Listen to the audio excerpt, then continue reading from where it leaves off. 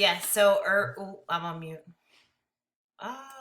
Could you One of our civic service learning projects this semester or last semester, and they identified the issue of mass incarceration and discrimination as a project that they wanted to tackle. So, what they decided to do living in the virtual world was to host information sessions around mass incarceration and poetry.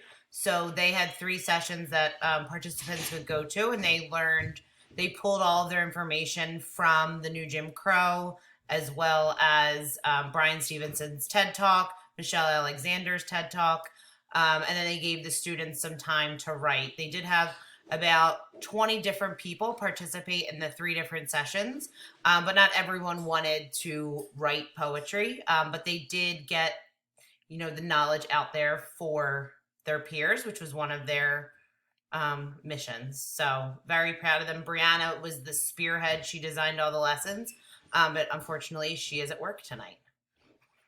Thank you. Yeah, we really appreciate them. It was exciting to be a team with your students. Lastly, I'm going to suggest a way for our writers to keep on inspiring and motivating other people. First of all, of course, keep writing and keep performing. And second, share what you create. There are many justice leaders in our audience tonight.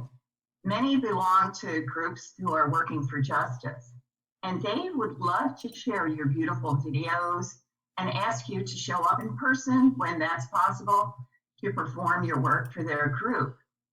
If you and your parents are willing to have your work shared, that can happen. It would require, I believe, that you edit your video and your written piece so that your first name is given, not a lot of other information, just your first name. And then your parent would need to sign a permission form so that other people can share the work. Let's say next year, Colleen wants to promote it in her classroom with her students. And if she's given permission by you, she can use your videos. And I know there are other groups out there who would love to share your videos too.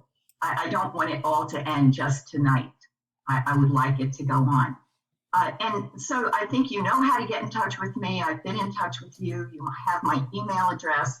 Also, anybody out there who is with a group who would like perhaps to have the students' work shown, my email address is Mary Koch, MaryKoke @msn.com.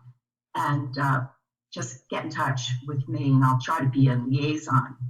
And thank you, students, just once again. There's time later on for people to give you feedback, but I want to thank you for helping transform the world into a place where every person can flourish. And we are really grateful for you and for what you've done.